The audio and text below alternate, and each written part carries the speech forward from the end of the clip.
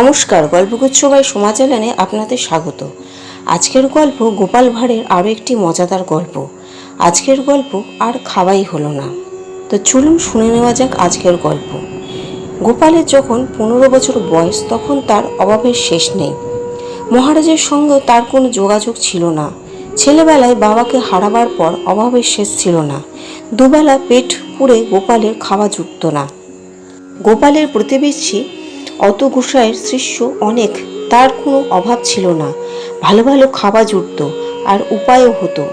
অত গোসাই একদিন গোপালকে ডেকে বললেন, এভাবে না খেয়ে মরবি কেন? আমার সঙ্গে শিষ্যবাড়ি চল, আমার তল্পি তল্পা বইবি। গোপালের সংসারের অবস্থা তখন খুবই খারাপ। তাই গোপাল অত গোসাইয়ের প্রস্তাবে রাজি হয়ে গেল। অত গোসাই শিষ্যবাড়ি গিয়ে সপাকে খেতে দিতে বলেন। শিষ্যরাই চাল ডাল তরি তরকারি জুটিয়ে দিত।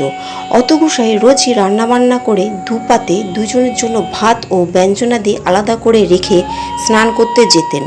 তারপর দুজনে একসঙ্গেই খেতে বসতেন। গোপাল রোজই অত গোসাইয়ের পাতের দিকে চেয়ে থাকত। দেখত ওখানে মিষ্টির পাহাড়, আর গোপালের পাতে সামান্য দুটো বোঁদে। কোনোদিন আবার তাও থাকতো না। গোপাল যেন তার কেনা গোলাম। গোপাল একদিন আর সহ্য করতে পারল না। অত গোসাইয়ের পাতের দিকে তাকিয়ে দেখে সেখানে বেশ বড় আকারের দুটো ক্ষীরমোহর আর এক বাটি পায়েস, সামান্য কিছু দইও ছিল। আর গোপালের পাতে মাত্র একটা দানাদার। অত গোসাই সবে স্নান সেরে খেতে বসবেন।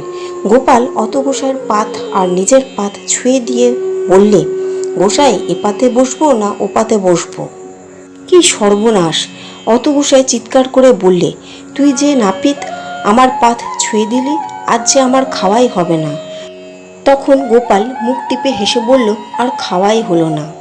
তো এই ছিল গোপাল ভাঁড়ের আরও একটি মজাদার গল্প।